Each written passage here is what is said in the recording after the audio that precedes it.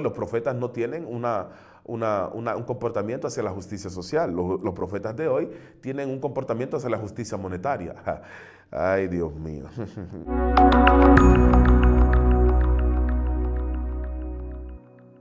Hay una situación preocupante en el día de hoy, porque hay muchas personas que están envueltas en ministerios, en acciones ministeriales, asuntos eclesiásticos que nadie los llamó a eso. Nadie los llamó a eso. Nadie los llamó a eso. De manera entonces que ellos están usurpando asignaciones, áreas donde Dios no los llamó.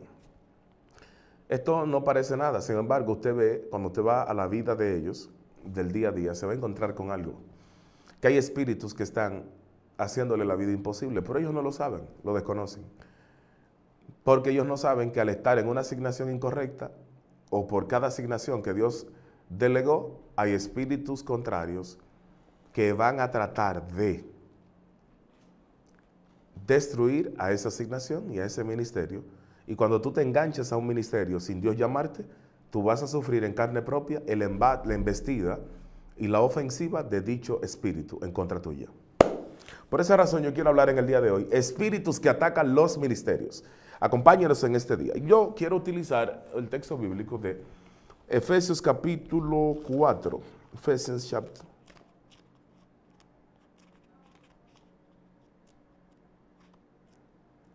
Efesios capítulo 4. Mire aquí lo que dice. El apóstol Pablo lo que dice acá.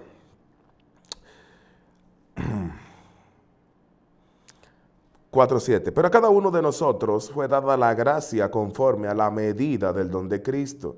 Por lo cual dice, subiendo a lo alto, llevó cautiva la cautividad y dio dones a los hombres. Verso 11. Bueno, vamos a seguir 9. Y eso que subió, ¿qué es? Sino que también había descendido primero a las partes más bajas de la tierra. El que descendió es el mismo que subió por encima de todos los cielos para llenarlo todo. Y él mismo constituyó a unos apóstoles, a otros profetas, a otros evangelistas, a otros pastores y maestros, a fin de perfeccionar a los santos para la obra del ministerio, para la edificación del cuerpo de Cristo. Aquí Pablo habla de algo muy interesante, y es que el Señor dice que subiendo a lo alto llevó cautiva la cautividad. En otras palabras, lo que te hacía daño, lo que te cautivaba, Él lo llevó cautivo. Él apresó lo que te apresaba, Él destruyó lo que te destruía. Entonces, fíjate, si usted se fija en algo que pasa aquí, y es que luego de eso, entonces, Él establece ministerios. Aquí solamente hay 5, aunque yo soy quien creo que hay muchos más ministerios. Pero me llama poderosamente la atención en este contexto que estos ministerios, todo esto lo hace luego de llevar cautiva a la cautividad. Por favor, Dios de toda gloria. ¿Qué pasa con esto, señores? Aquí hay un problema enorme. Porque si Él está llevando cautiva la cautividad y luego está dando dones a los hombres y luego ministerios, ¿qué está pasando aquí? Es porque ese tipo de cautividad, por así decirlo, ese tipo, en este caso de espíritus, tienen la capacidad de afectar al llamado, a la asignación y al ministerio. Ministro, ¿qué usted está diciendo? Que hay espíritus que atacan los ministerios. Y si hay espíritus que atacan los ministerios, nosotros tenemos que ver qué espíritu está asignado por cada ministerio para que tú te des cuenta, ¿verdad?, de cómo comportarte y cómo trabajar de manera sagaz y estratégica acá abajo. Voy a empezar con el primer ministerio, y mira que no aparece en esa línea, en esa lista. Es el ministerio de la liberación. Ups. Este tipo de ministerio que Jesús llevó a cabo, y que Jesús no fue el primero en hacerlo, sino que habían otros rabinos en Israel que también lo hacían. Está llena la historia, los aforismos en Israel, de rabinos, ¿verdad?, que practicaban la liberación también. De hecho, vemos en la Biblia que los discípulos van donde Jesús y le dicen que vieron a otro, ¿verdad?, haciendo lo mismo que ellos, sacando demonios, sanando enfermos, y Jesús le dijo que lo dejaran tranquilo, que el que no es con él, contra él es. O sea, que tranquilo, Bobby, tranquilo, estuvieran tranquilos. Pero mire qué curioso que Jesús viene de Salomón. Y Salomón era un exorcista, no sé si usted lo sabía. Ay, Dios mío, el hermano que continúa. Salomón era un exorcista. De manera entonces que Jesús, cuando, oiga lo que dijo Jesús, y puedo que lo sepa, porque eran de los dichos de lo que Jesús mismo utilizó. He aquí uno más grande que Salomón. Cuando él dice he aquí uno más grande que Salomón, se refiere a que él hizo cosas o podía hacer cosas por encima de la que hizo Salomón en el contexto de la liberación y la demonología. Salomón sacaba todo tipo de demonios, excepto un tipo de demonio. ¿Cuál demonio, ministro, no sacó Salomón? El de espíritu sordo, mudo. Increíble. Pero qué curioso a la vez que el padre de Salomón, David, sacaba demonios con un arpa. Qué interesante. De manera que el linaje de David, el linaje de Jesús en este caso, habían entonces uno que otro que podían ejercer este tipo de cosas. De hecho, en la historia de Israel se registra cómo a Salomón, de hecho, cómo se conjuraba en el nombre de Salomón. Y esto es bien chocante para la religión, pero tiene que saber esto. Por ejemplo, cuando Jesús dice que en mi nombre harán cosas y que en el nombre de Jesús, es un aspecto jurídico. Es decir, por ejemplo, usted tiene una empresa y yo mando a alguien a esa empresa y dice, en el nombre mío, dile que fui yo. Dile que fui yo que te envié y le pongo una firma, un sello, ¿verdad? O mi nombre para que usted lo identifique cuando lo reciba. Bueno, pues así mismo es el nombre de Jesús. En materia jurídica, por los méritos que él acumuló, ¿verdad? Por lo que llevó a cabo durante su vida y en la cruz, entonces ahí tiene unos méritos acumulados que cuando se nombra este nombre, el mundo espiritual reacciona a él por los méritos que él llevó a cabo. Pero eso no nació ahí. Salomón, cuando se iban a sacar un demonio, se decía, te conjuro en el nombre de Salomón.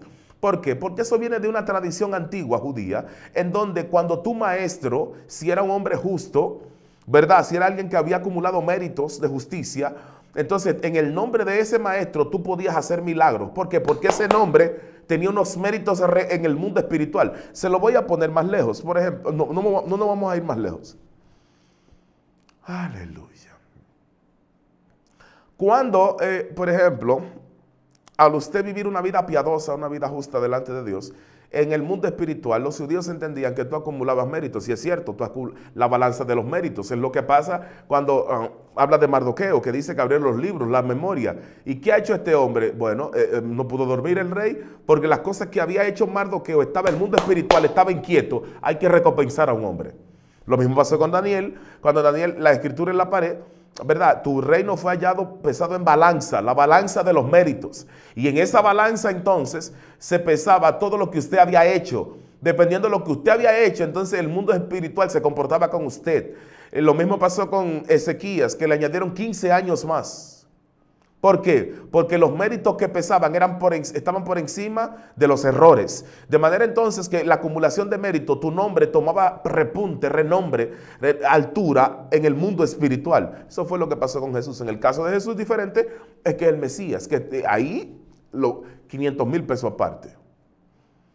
Ahora hay algo muy interesante, señores.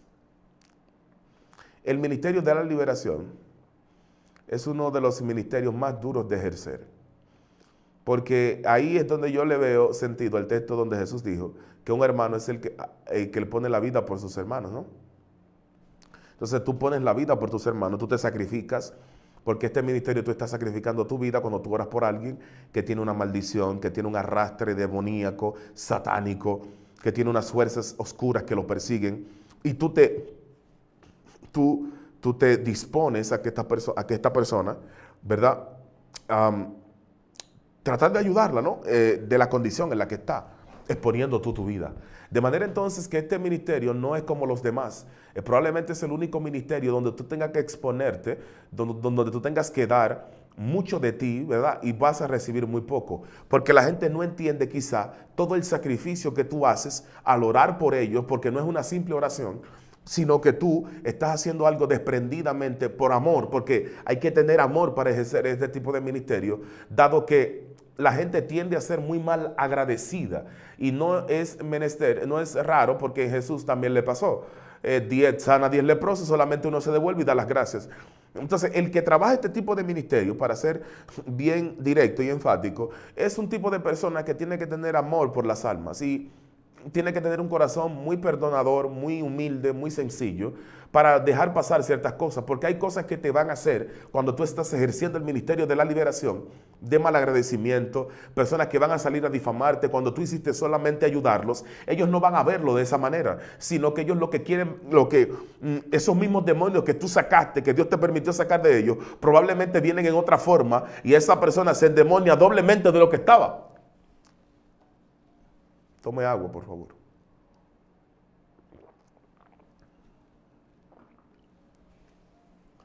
De manera entonces que uno de los espíritus que más ataca este espíritu de la liberación es la ingratitud. La ingratitud. La ingratitud, personas que no valoran, personas que no muestran ningún tipo de gratitud, son despiadados a veces. Son las mismas personas que intentan destruirte porque las cosas no funcionaron como ellos esperaban. Porque hay veces que tú le dices a alguien, por ejemplo, tienes que hacer tal y cual cosa y ellos hacen lo que le da la gana, no les resultó porque no siguieron el consejo que tú le das en la liberación y luego tú eres el malo, tú eres la mala. Por eso tienes que tener mucho amor para poder tratar este tipo de ministerio, porque la ingratitud, la calumnia, la crítica, son cosas que van a venir espiritualmente como una retaliación espiritual debido a que tú estás ejerciendo este ministerio. Esto es muy importante que lo observemos porque vamos a tener que perdonar a muchas personas, exculparlos, disculparlos, porque hay veces que ellos van a ir donde ti, tú lo vas a ayudar, van a difamarte y luego van a volver donde ti para que tú lo ayudes de nuevo. Entonces hay que tener un corazón muy perdonador para ejercer este tipo de ministerios. Por eso la calumnia, la crítica, la murmuración son parte de las cosas que van a venir a este ministerio, y es un ministerio bien difícil de ejercer porque tú tienes una iglesia acéfala, una iglesia que cuando tú le hablas de las cosas que Dios quiere que haga, ella se levanta en contra de eso, porque ella no sabe lo que está diciendo, ¿verdad? Ella no entiende lo que está pasando. Ella cree, es una iglesia arrogante en un sentido porque cree que lo sabe todo cuando no sabe absolutamente nada. Entonces no se permite ser enseñada, no tiene un espíritu dócil, no tiene un espíritu enseñable y lamentablemente caemos en este tipo de error y de circunstancias. Increíble, ¿no? De manera que el espíritu de la liberación, note que a Jesús le dijeron que por Belcebú echaba fuera a los demonios. O sea, es normal que digan que tú eres un satánico, que tú estás endemoniado porque tú trabajes con demonios. Es para que tú veas la estupidez, hasta dónde llega la estupidez humana. Mira que Jesús está sacando a los demonios y le dicen algunos fariseos, le dicen que por Belcebú, que realmente era Baal-Zebul, el dios de las moscas, que le estaba echando fuera a los demonios. Jesús le dice que no, que era por el dedo de Dios. Precisamente está haciendo un milagro, y es que para que usted vea cómo se comportan los religiosos cuando tú estás haciendo algo divino, algo del Padre, entonces la manifestación de ellos es contraria a lo que Dios está haciendo y ellos creen que tienen la razón, endemoniados que están. Pero ok, hasta ahí está todo bien. Vamos al segundo ministerio, el ministerio profético, que me gustaría tratar estos tres primeros, que son el liberación, el profético y el de maestro, porque tienen una conexión fuerte.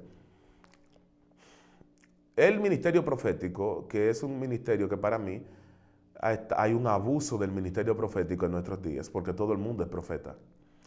Todo el mundo quiere y se llama a ser profeta. Todo el mundo se levanta y dice que tiene un llamado profético. Eso no es así, porque hay personas que tienen un don de la palabra de ciencia y ellos creen que son profetas. Ups, lo dije. Usted puede adivinarle si usted quiere, toda la vida cualquiera, y usted no es profeta por eso. Usted puede saber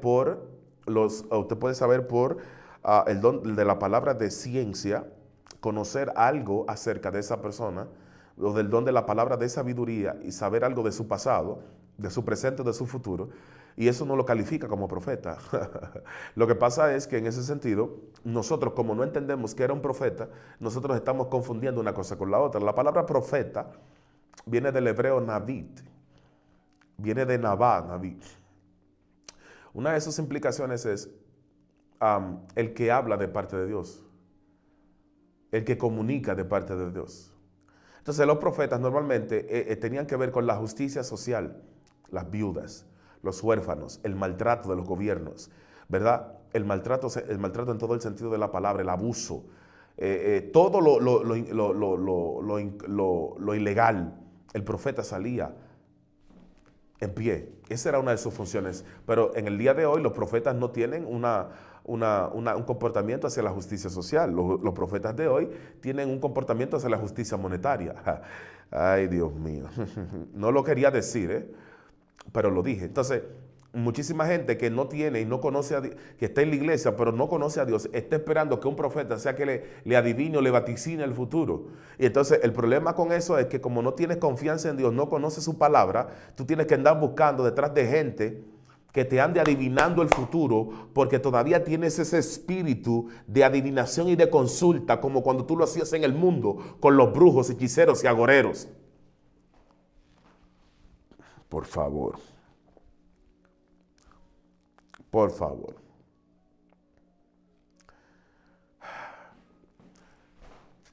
De manera entonces que el ministerio profético en estos días ha sido muy degradado, ha cometido muchos errores, ¿no? Entonces hay un problema con los profetas. Sí, los espíritus que atacan a los profetas son, número uno, hay un espíritu de depresión. Un profeta viene, te da una palabra poderosísima, cae una gloria extraordinaria, y desde que él da la espalda, ya da la espalda, está en depresión. Porque la depresión es uno de los espíritus que ataca a los profetas. 2, inestabilidad. 3, locura. Hello. Estoy hablando solamente de algunos.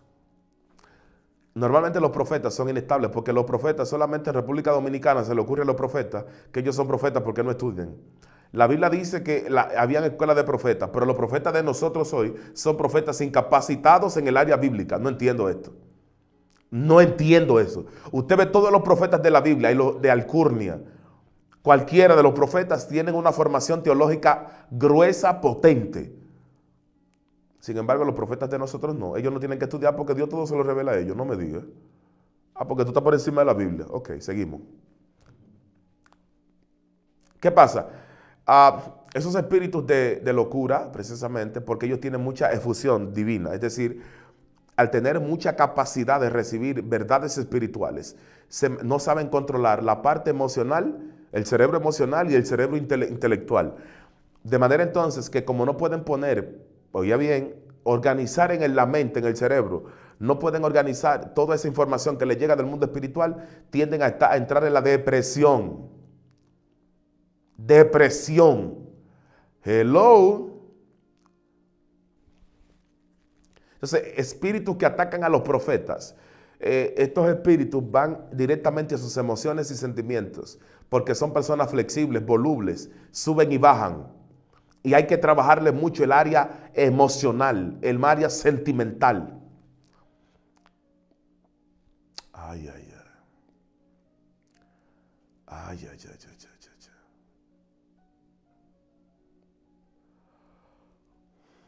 Hello. Ay, ay, ay, esto se va a poner fuerte. Esto se va a poner fuerte. De manera entonces que los profetas, al absorber tanto del mundo espiritual, al estar en constante interacción, su percepción no es la percepción de una persona normal. Tiene que estar claro con eso.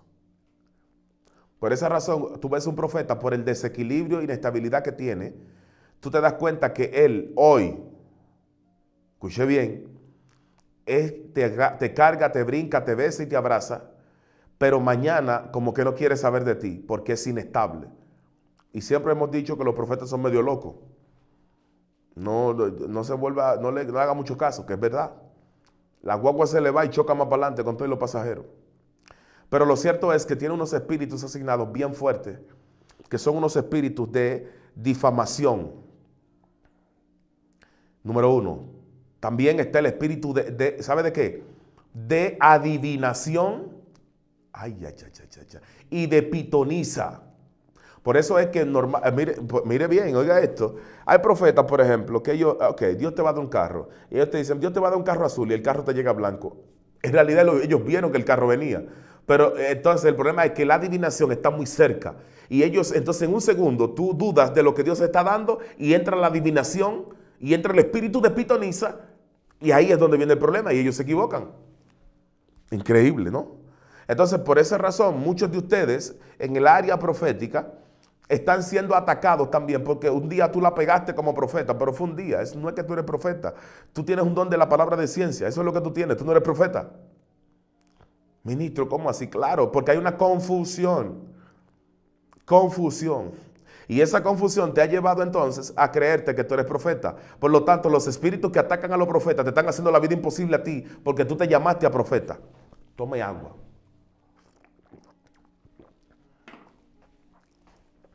A ver si lo puede digerir. 3. El tercer ministerio que hay que ponerle atención es el de los maestros. Los maestros, que hasta la pandemia 2020 no era un ministerio reconocido, porque había ministerios favoritos dentro de la iglesia y el maestro no era uno de ellos. En el 2020, como estamos encerrados y la palabra, no había palabra de los profetas, los evangelistas no saben qué predicar, aparecen los maestros, una estirpe ministerial que sabía, ¿verdad?, preparada en gran sentido, tiene gran conocimiento, gran alcance, ¿verdad?, grandes luces, y aparecen los maestros, así de manera como más pública. Bueno, el problema es que aparecen los maestros y ahora tenemos otra pandemia de gente que era evangelista que quiere ser maestro. Gente que era pastor y quiere ser maestro. Gente que eran apóstoles y quieren ser maestros. Gente que eran profetas y quieren ser maestros ahora. Y nada que ver. Entonces, ¿por qué? Porque nosotros lo que estamos enganchados en la moda somos enganchados a moda. Si hay una moda de algo, no, yo quiero estar en esa moda, porque yo no quiero estar fuera de contexto. Si es que tú no sabes lo que tú eres ni lo que tú tienes en la mano. Eso es tan sencillo como eso. So single like that. Ahora bien, el ministerio de la maestría, que es un ministerio de mucha altura, que Dios nos ha permitido ostentar y tener, hay algo con ellos. Tienen unos espíritus peligrosos que lo atacan. Número 1, el espíritu de error. Porque como el maestro convence, es locuaz, es alguien con capacidad para comunicarse, entonces el maestro, el espíritu de error lo va a perseguir. Por eso la Biblia te habla mucho de esto al respecto. Santiago dijo que no se hagan maestros muchos de vosotros sabiendo que recibiréis mayor condenación. ¿Verdad? Porque el maestro como tal, si el espíritu de error está en él, escuche bien, el espíritu de error. Porque hay gente que tiene la razón, pero está equivocada. Paso a explicar. Si mi enseñanza no te está llevando a Dios, tú no tienes por qué escuchar mi enseñanza. La enseñanza de los maestros tiene que llevarte al Padre. Tiene que comunicarte con Dios. Tiene que llevarte a Dios. Hello. Hello. Por tanto, las personas que no entienden eso, siguen a personas que lo llevan a despertar o a hacer lo que ellos quieren hacer. Y estaban esperando un tipo de predicación o de enseñanza que le despertara a aquellos que ellos querían hacer, no lo que los llevara a Dios. Entonces el espíritu de error se puede manifestar porque yo te puedo estar enseñando algo, pero no te está llevando a Dios. Si mi enseñanza no te lleva a orar más, a buscar más a Dios, mi enseñanza es incorrecta. Si no despierta tu capacidad para volverte una persona más espiritual, mi enseñanza es incorrecta. Entonces el espíritu de error es uno de los espíritus que están bordeando siempre a los maestros. Otro de los espíritus es la locura. Porque pasa algo con los maestros, con algunos, no con todos. Y es que hay maestros que pueden tocar un nivel alto, conocido como, o se le llamaba en el tiempo de Daniel, los maestros proféticos. Ay, ay, ay, ay. ¿Habrá alguien aquí todavía? Maestros proféticos. Maestros proféticos. Maestros proféticos. Los maestros proféticos eran aquellos que podían entrar en el área profética, tenían una capacidad de iluminación impresionante, luminosidad espiritual. Y ellos entonces podían abordar altos niveles de la revelación, como los profetas que entraban al mundo espiritual, tenían mucha efusión de luz. Los maestros proféticos eran iguales. Lo único es que los maestros proféticos pueden enseñar lo que vivieron, porque su alma de maestro tiene la capacidad para albergar altos niveles de la revelación. Increíble, ¿no? De manera entonces que aquí encontramos el problema principal, que la locura, por tanta efusión y por tanta luz, es decir, la organización, porque buscarle lógica a todo, ¿verdad?, puede llevarlo a la locura, cuando hay cosas que no tienen explicación científica ni de ningún tipo, que simplemente son Dios que la pasa, la explica y ya, Dios que la hace y ya, y no hay que volverse loco porque fue Dios que la hizo, y punto. Entonces la locura es uno de los espíritus que también ataca a los profetas y también ataca a los maestros proféticos. Es bueno que lo sepa. Increíble, ¿no? Entonces, en los maestros también hay algo que se van a encontrar con el espíritu religioso. No hay una gente que tenga que vivir más en contra del espíritu religioso que los maestros. Porque los maestros vienen a desarraigar todo lo que está asentado como bueno y válido para establecer lo que viene de Dios. No lo que la gente quiere oír, sino lo que viene de Dios. Y como lo que viene de Dios no es lo que todo el mundo está esperando, ni todo lo que el mundo quiere, los maestros se enfrentan precisamente al espíritu de religiosidad. Si no, pregúntenle a Jesús por qué tuvo que enfrentarse a los religiosos de su tiempo.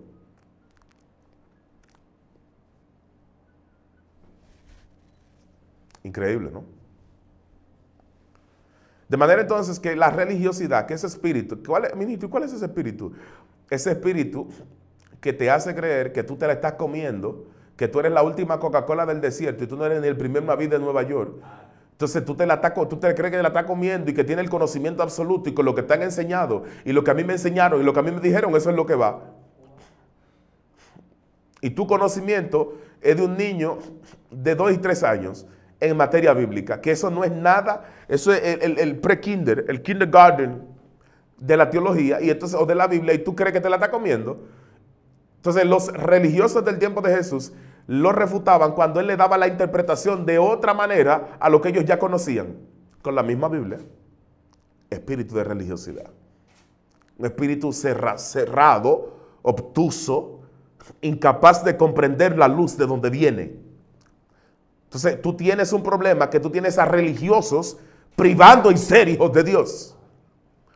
Pero son religiosos. La religión la inventó el diablo, sépalo. Entonces, cuarto, el otro ministerio que quisiera abordar es el ministerio pastoral. Delicadísimo. Voy a tomar agua antes de explicar esto.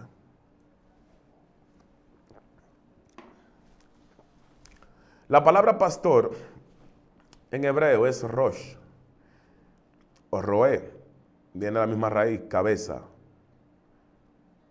Los pastores, es bueno que entendamos algo. Como está tomado el concepto del pastor de ovejas del mundo antiguo, el pastor lo medían de la siguiente manera. Jesús dijo que el buen pastor tiene 100 ovejas, se le va una y la busca. Nosotros eso lo utilizamos para hablar del que se descarría, que el pastor tiene que ir a buscarlo para completar las 100 y dejar las 99 sola, no. Ay, Dios mío. Es que normalmente la oveja que se va es que no está adaptada al rebaño. Ups. Espérate. Ministro, ¿cómo así? Como no está adaptada al rebaño, el pastor se va y deja las 99 que no se van a mover de ahí ni se van a descarrilar, porque él confía en ellas, porque él las adiestró. ¿De dónde viene eso? En la cultura judía, cuando el pastor se le daban 100 ovejas y cuando se pasaba balance y cuando él se daban cuenta que él no tenía las 100 ovejas y se fue una, le quitaban las otras 99, porque era un asunto de deshonra y de deshonor. Vamos a la Biblia. Cuando David va donde Saúl y él dice que él ha matado osos y leones, él está hablando del currículum ministerial o del currículum de pastor que él tiene. ¿Por qué? Bueno, porque en Israel, si usted, por ejemplo, le daban 300 ovejas y venía un oso y un oso intentaba llevárselas, oiga bien, las ovejas tenían varios depredadores, los lobos, osos y leones. Pudieran haber más. Pero en este caso, como la Biblia habla de osos y leones, por ejemplo, si las 300 que le dieron, un oso se las llevaba, las mataba y tú no las protegías, se te quitaban las 300 ovejas. Pero si tú lograbas matar al oso, te duplicaban de 300 a 600. Pero si en el currículum tú, además de eso, venían leones y tú lograbas librarla de los leones, porque tú tenías que tener la prueba de que tú mataste a osos y a leones. ¿Qué pasa? Te daban entonces el doble. Si te habían dado 500 ovejas, había que darte 1000 ahora. Por lo tanto, tú eres un pastor de alta talla y reputación por el cuidado que tuviste de las ovejas. ¿Dónde está el problema que tenemos en el día de hoy? En que hay personas que están en el ministerio pastoral, pero no ejercen el cuidado, por favor. No hay cuidado. No tienen la estructura del cuidado, de la protección de las ovejas.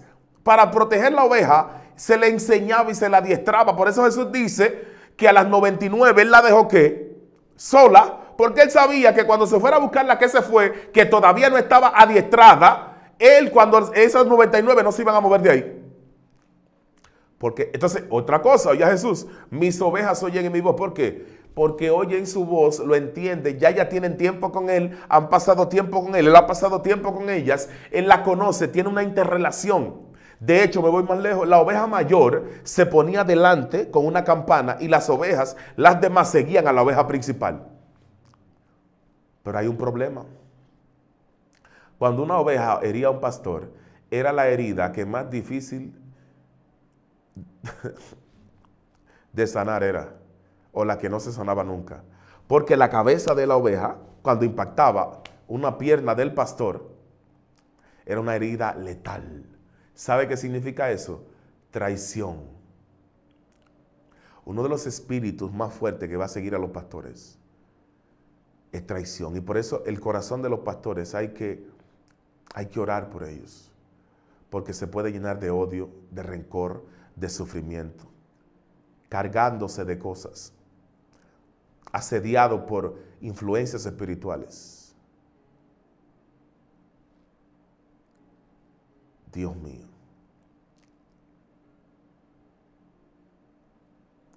Hello.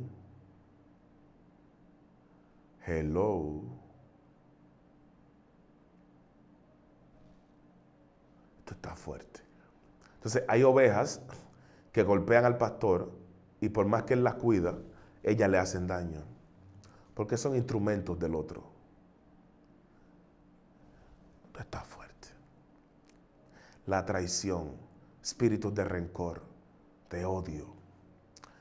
Porque todo eso viene movido.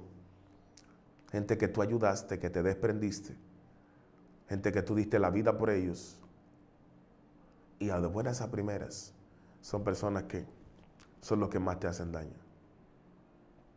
Yo sé, yo entiendo y sé lo que es eso. Gente que tú, madrugada, noche, tarde, no había hora para ellos. Estaban 24/7 disponibles. Pero ellos nunca valoraron eso. Y en el mejor momento, fueron los primeros en sacarte las garras. Hay que orar por el corazón de los pastores. Padre, te damos gracias por tus hijos.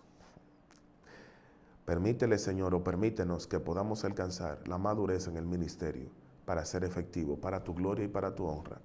En el nombre de Jesús. Amén. Recuerden que pueden seguirnos en todas nuestras redes sociales como Ministerio Ciclo Divino. Será hasta la próxima. Bendiciones.